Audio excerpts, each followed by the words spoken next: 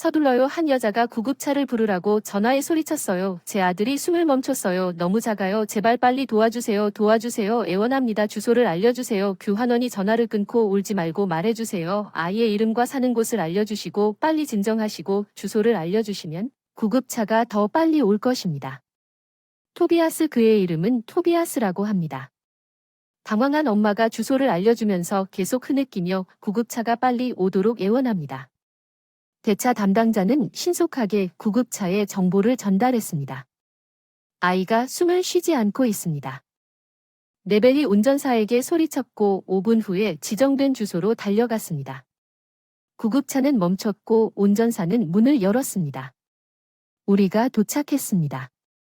이것이 입구입니다. 그가 손을 흔들었습니다. 회색 강철문. 네빌과 찰스는 망설임 없이 서둘러 안으로 들어갔습니다. 다행히 노파 한 분이 입구에서 나와 어느 층이 필요한지 말해주고 문을 잡아주었습니다. 네빌이 초인종을 눌렀더니 문이 즉시 열렸습니다. 아들 네빌이 복도로 들어가라고 하는 곳은 어디입니까? 찰스는 보육실 바로 뒤를 따라갔습니다. 그 여자는 문 앞에서 손을 흔들고 의자에 쓰러져 울면서 두 손으로 얼굴을 가리었습니다. 아기는 거의 머리까지 담요를 덮은 채 소파에 누워 있었고 젖은 검은 머리카락만 남아 있었습니다. 깨끗하고 연한 녹색 베개 위에 보이는 토비아스. 찰스는 부드럽게 아이를 붙잡고 만졌다가 처음에는 손을 뒤로 빼며 비명을 지를 뻔했습니다. 그는 너무 늦게 왔다고 생각했습니다. 아기는 움직이지 않고 얼어붙었지만 네빌이 담요를 잡아당겼을 때 두 이사 모두 평범한 인형을 보고 있다는 사실을 깨닫고 거의 회색으로 변했습니다. 실물 크기의 소년. 그는 2살쯤 되어 보일 것 같았습니다. 더 이상 매우 현실적으로 만들어졌으며 맞춤 주문일 가능성이 매우 높습니다. 재능 있는 수제작품. 레벨 옆방에서 장난감 아이의 장밋빛 통통한 뺨을 살펴보다가 자칭 엄마라고 하는 여자의 흐느끼는 소리가 들렸다고 하더군요. 어떻게 해야 할까요? 먼저 찰스에게 전화가 있다는 걸 알려야 합니다. 신이시여, 적어도 다행이네요. 네빌이 대답했어요. 알겠습니다. 그럼 당신은요? 내가 위로할 수 없는 엄마를 만나러 갈 동안 그들에게 전화해라. 거긴 조심해라. 그녀의 마음에 무슨 생각이 있는지 전혀 모르니 네빌이 와라 경고했다. 그녀는 너무 어리다. 기껏해야 25세쯤 되어서 찰스에게 대답하고 우는 여자에게 나갔다. 그동안 더 그리빙 어머니는 의자에서 일어나 그에게 달려가셨습니다. 내 아기는 잘 지내요? 진정하세요. 위험하지 않습니다. 제가 자세한 정보를 받아 동료들에게 전달하겠습니다.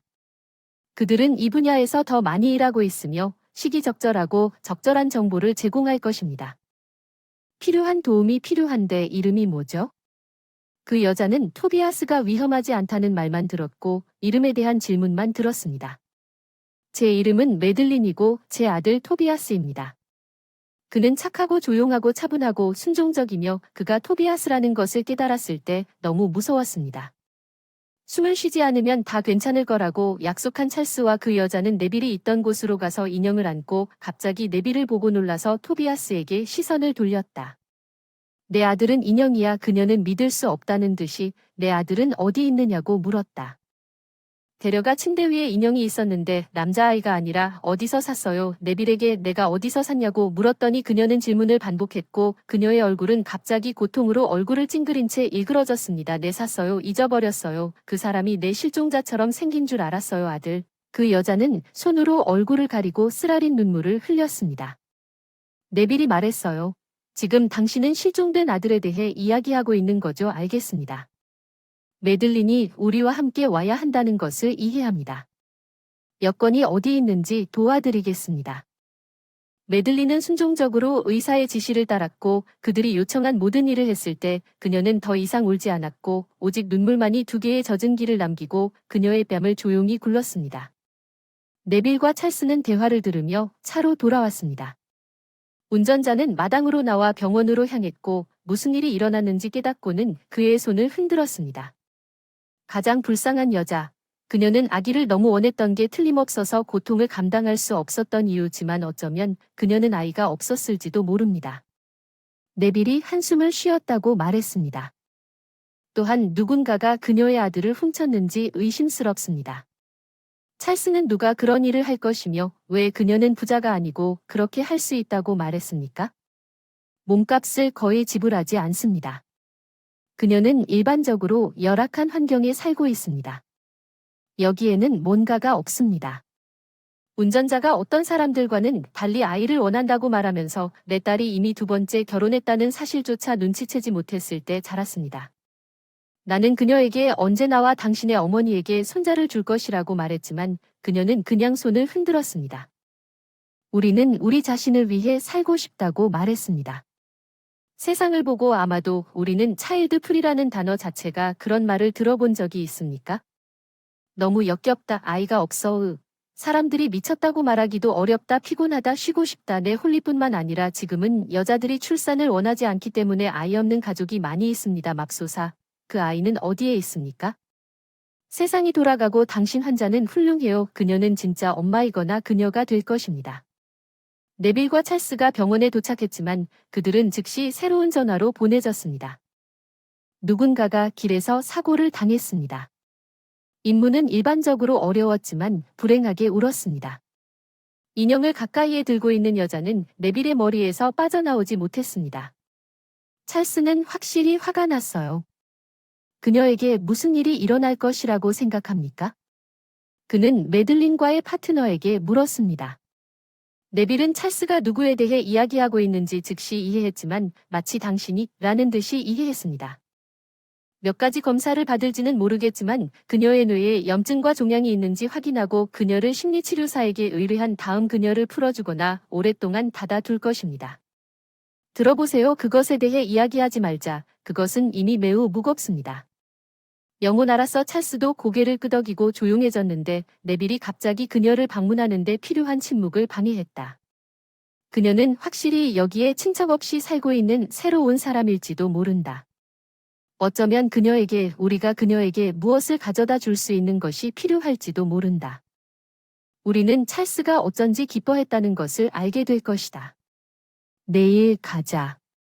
다 알아봤는데 오늘은 아들이라 불리는 그녀를 만나러 갔을 때 괴로웠어요. 거의 15년 동안 구급차에서 일했어요. 제 아들들은 벌써 다 컸는데 매번 아이들의 긴급 전화에 적응이 안 돼요. 처음인 것처럼 걱정하고 고통받는 아이를 보면 가슴이 터질 것 같아요. 나도 네빌이 고개를 끄덕이는 것과 똑같습니다. 의사로서 그게 우리의 전문인 것 같아요. 우리 찰스 병원의 정형외과 의사 앤서니 브린 박사를 아시나요? 잠시 후 물었습니다.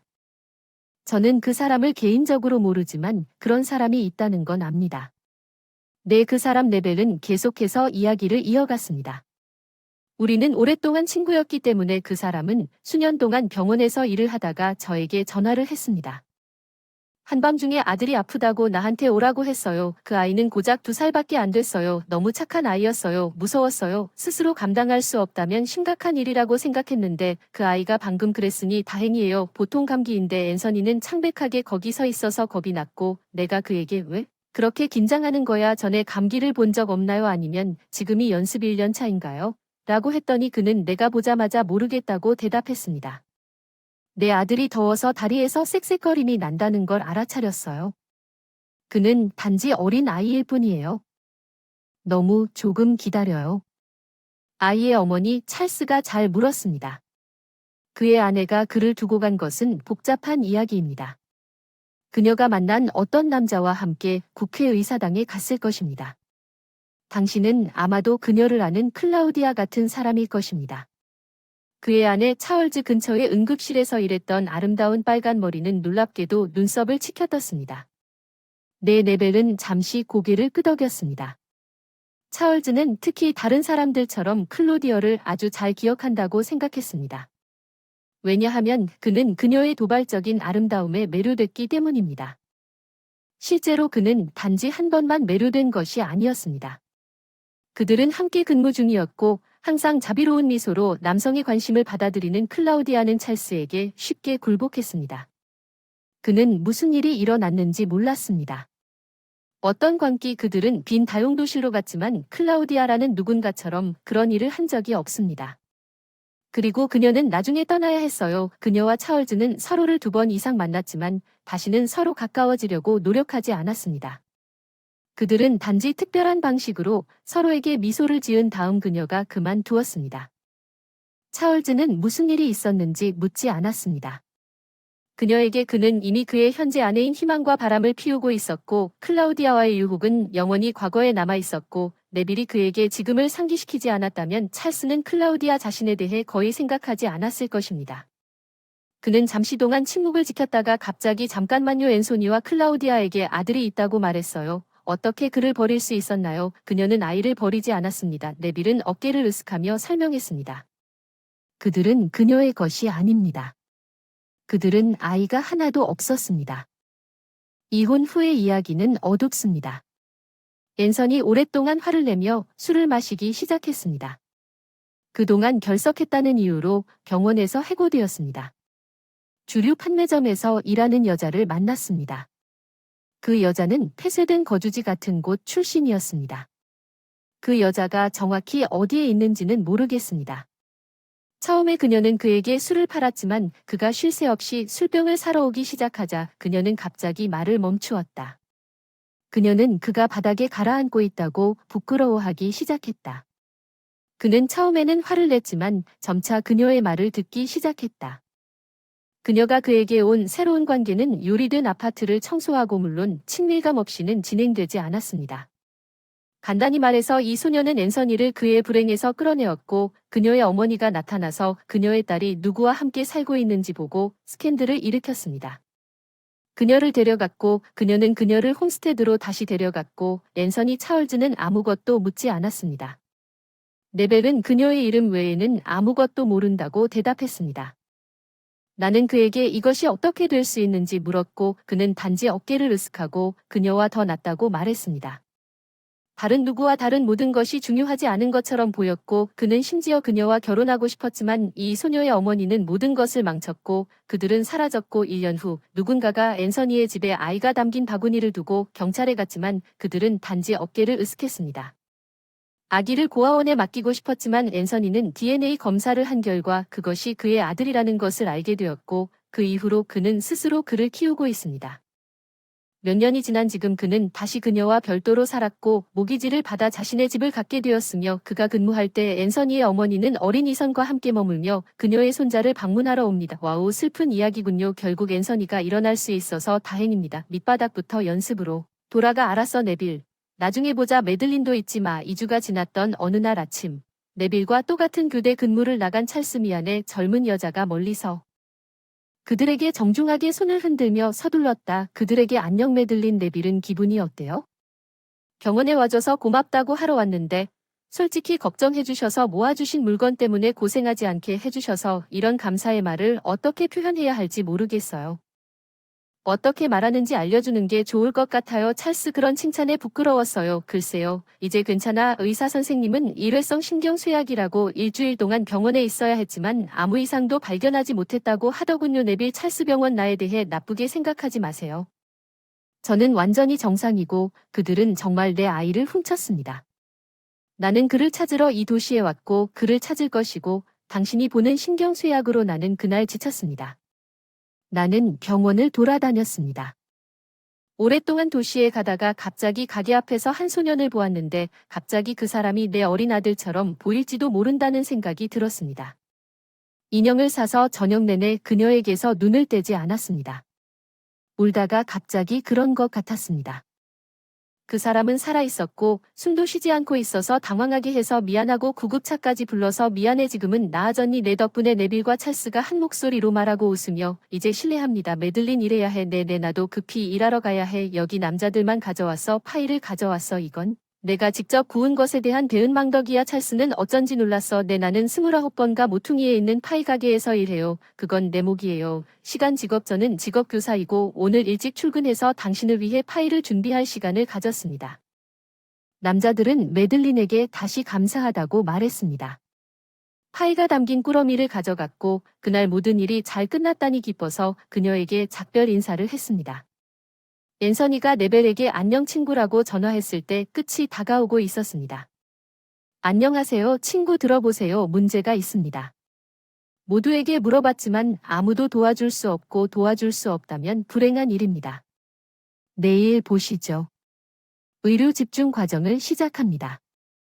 학교에 가야 하는데 3일 동안인데 돌봐줄 사람이 없어요. 이선 어머니가 아프셨어요. 별 문제가 아닌데 그냥 목이 아픈데 더 이상 아이를 돌볼 수가 없어요. 열이 나고 기침을 하면서 누워 있어요. 모두에게 열심히 전화했지만 모두 각자 할 일이 있었습니다. 이선은 문제가 없는 차분한 아이이므로 당신의 아내가 그를 돌봐줄 수 있을 거라 생각했습니다. 지불하겠습니다.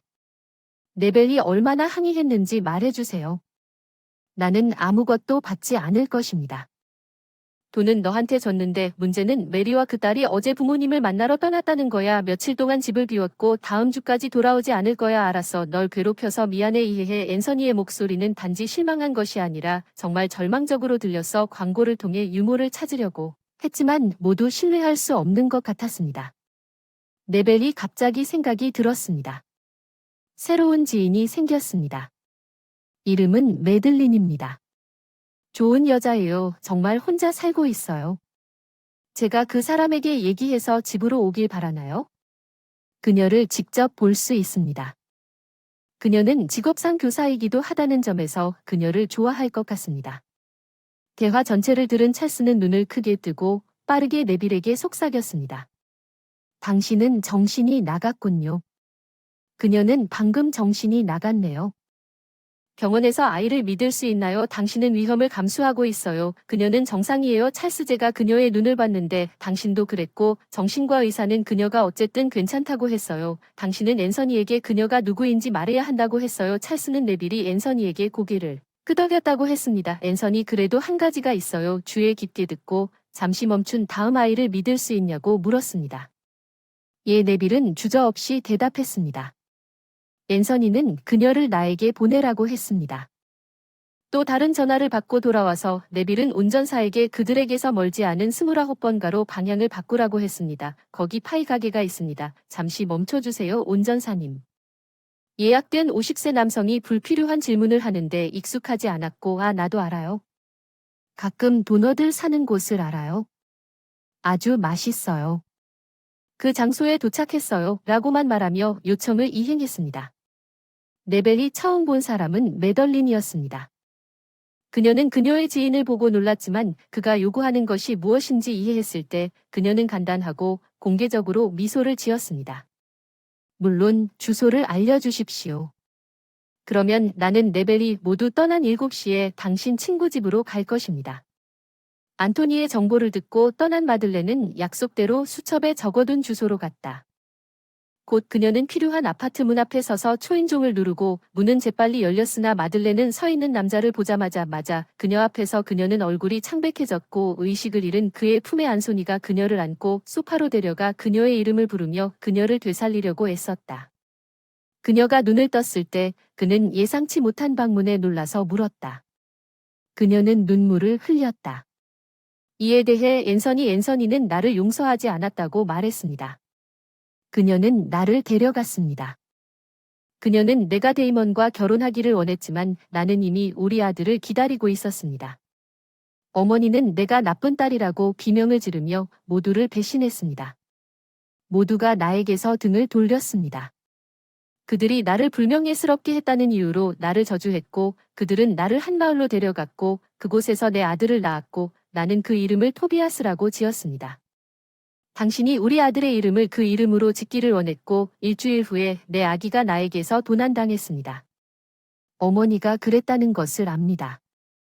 그런 손자는 원하지 않았고 나는 어떤 노인과 결혼하여 평생 그를 섬길 예정이었습니다.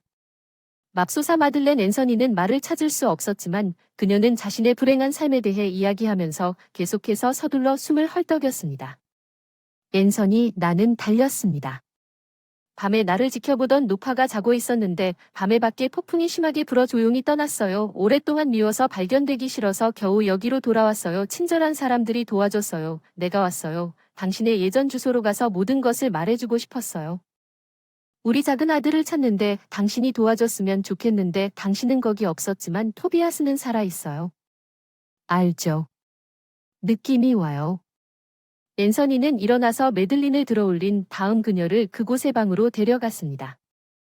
꼬마 이선이 자고 있었어. 이게 그 사람이야. 매덜린이 아이에게 다가가며 외쳤다. 네, 터바이어스 이선. 앤서니가 그녀를 정정해줬어. 그의 이름은 이선이야. 그는 내 문 앞에 남겨졌어. 이건 우리 아들이야. 증거와 문서가 있어. 매덜린이 부드러운 움직임으로 아들을 만졌는데 손이 흔들렸어. 그리고 눈물이 그녀의 얼굴에 흘렀습니다.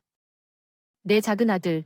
내가 얼마나 오랫동안 앤서니를 찾았는지 안아주고 꼭 안아줬어요. 울지 마세요, 매들린. 나의 착한 딸. 난 당신을 아무데도 놓지 않을 것이고 누구에게도 당신을 주지 않을 것입니다. 이제 모든 것이 이루어질 것입니다. 괜찮습니다. 이선을 조금 더 자게 하고 부엌에 가서 차를 마시고 이야기를 나누겠습니다. 다음 날 서로에게 할 이야기가 너무 많습니다. 행복하게 웃고 있는 매덜린이 앤서니와 어린 이선과 함께 떠났고 앤서니가 일하는 동안 매덜린이 돌보았습니다.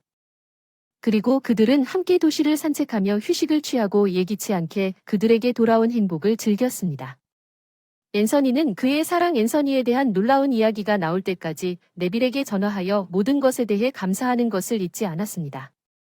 네빌이 말하길래 매들린이 나한테는 즉시 특이한 여자로 보였고 아름답고 친절하지만 매우 불행하다고 했어. 모든 일이 잘 되길 진심으로 바란다고 했어. 우리가 도시로 돌아오자마자 즉시 결혼하겠다고 앤서니가 약속했고 너를 초대할 거야. 그리고 찰스가 우리 결혼식에 올 때 우리는 꼭 올 것입니다. 그럴 자격이 있어?